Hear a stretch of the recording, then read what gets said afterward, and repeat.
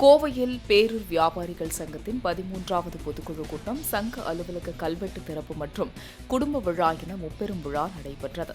இதில் கலந்து கொண்ட பின் செய்தியாளர்களை சந்தித்த வணிகர் சங்கங்களின் பேரமைப்பு தலைவர் விக்ரமராஜா, கார்ப்பரேட் நிறுவனங்கள் மற்றும் ஆன்லைன் வர்த்தகத்தால் சிறு வணிகர்கள் பாதிக்கப்படுவதால் அவர்களுக்கு சிறப்பு பாதுகாப்பு சட்டம் கொண்டுவர வேண்டும் என வலியுறுத்தினார்.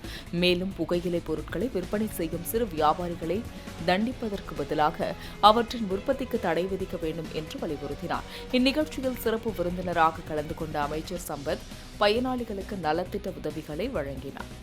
இப்படி வியாபாரிகளுக்கு பல்வேறு இடர்பாடுகளை சந்தித்துக் கொண்டிருக்கிறோம். குறிப்பாக கார்ப்பரேட் கம்பெனியுடைய அத்துமீறல் இந்த ஆன்லைன் வணிகத்தின் மூலமாக எங்கள் சாமானிய வணிகம் சுரண்டப்பட்டுக் கொண்டிருக்கிறது. ஆகவே அரசு சிறப்பு பாதுகாப்பு சட்டம் ஒன்றை நிறைவேற்ற வேண்டும் என்ற கோரிக்கையை வலியுறுத்தி இருக்கிறோம். இங்கு பேசிய மாண்புமிகு அமைச்சர் சம்பத் அவர்கள் இந்த அரசு வணிகர்களுக்கு பின்னால் பக்கபலமாக இருக்கும் என்று அறிவித்திருக்கிறார்கள். உறுப்பினர்கள் பல ஆண்டு காலமாக என்னுடைய தொழில் நிறுவனம் நடந்துட்டு இருந்துச்சு. அதான் என்னோட தொழில் நிறுவனத்தில் என்னுடைய உற்பத்தியாளருடைய பொருளை மார்க்கெட்டிங் செஞ்சுட்டு இருந்தேன். அதாவது வணிக சங்கத்தில் இருக்கக்கூடிய நிர்வாகிகளும் சரி, சங்கத்தில் இருக்கக்கூடிய கடை வியாபாரிகளும் சரி, என்னுடைய தயாரிக்கக்கூடிய பொருளை வியாபாரம் செஞ்சுட்டு இருந்தேன். அதன் மூலயமாக இந்த சங்கத்தில் பல நாள் கூட்டங்களுக்கு வந்திருக்கிறேன். ஒரு உறுப்பினராக உங்களை மாதிரி இங்கே தான் பார்த்திருக்கிறேன்.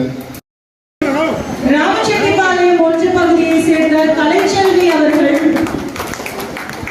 ராமச்செட்டிப்பாளையம் 2 பகுதியை சேர்ந்த ஸ்ரீதேவிகள், உழைப்பவர்களுக்கு பின்னாடி உறுதியாக இருக்கிற நம்மளுடைய சங்கத்தில்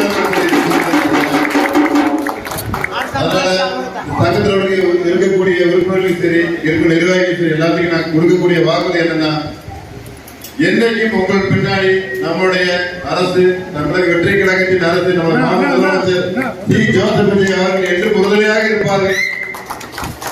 உழைப்புக்கேற்ற ஊதியமும் சரி, பலனும் சரி, நிச்சயம் உங்களுக்கு கிடைக்க அனைத்து வகையிலும் நமது அரசு செயல்படும் என்பதை நான் தெரிவித்துக் கொள்கின்றேன். நன்றி.